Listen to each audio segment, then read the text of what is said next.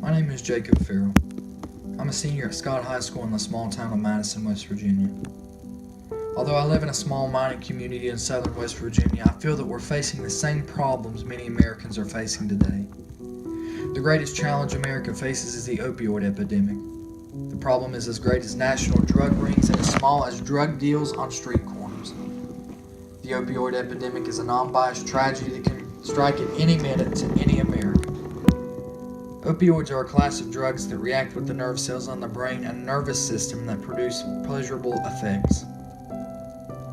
This effect in turn creates a desire for another high because of the chronic and relapsing disease it causes to the brain. Opioids can include the illicit drug heroin and the illicit drugs oxycodone, hydrocodone, codeine, morphine, fentanyl, and other pain relievers. The opioid epidemic can affect the successful CEO or the homeless person who lives in poverty. Drug overdose is the leading cause of accidental deaths among Americans, totaling 52,404 deaths in 2015. 20,000 of those are due to prescription abuse and upwards of 13,000 to heroin. In 2008, the overdose death rate was 4 times greater than overdose deaths in 1999.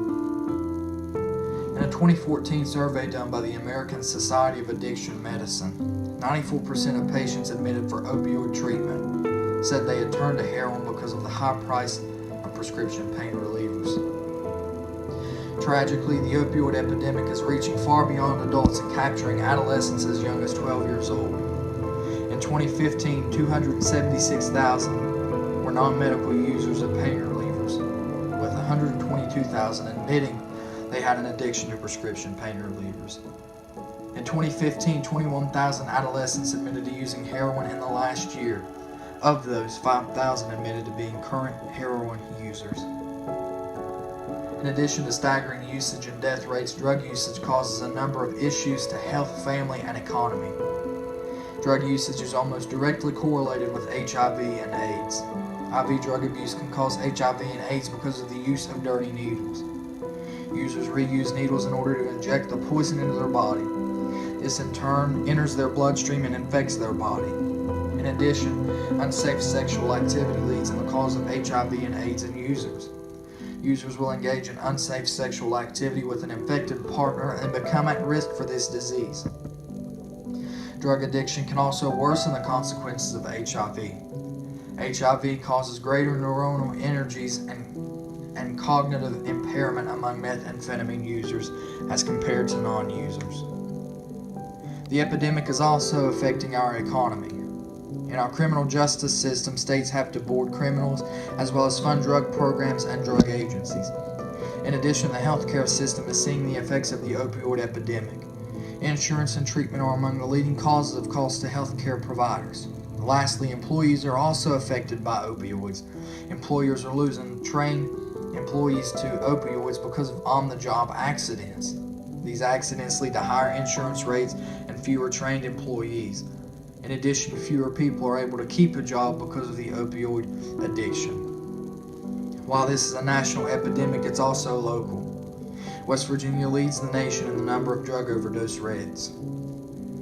In 2016, drug overdose deaths reached a staggering 52 per 100,000.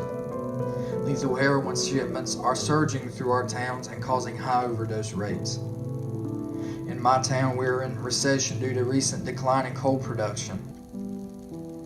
This led to a rise in the population living in poverty, a rise in people moving out of state, and a rise in drug use. With morale low, people turn to prescription pain relievers to escape reality and enter into the realm of brief relief. The epidemic is affecting our children if they have no stable home life.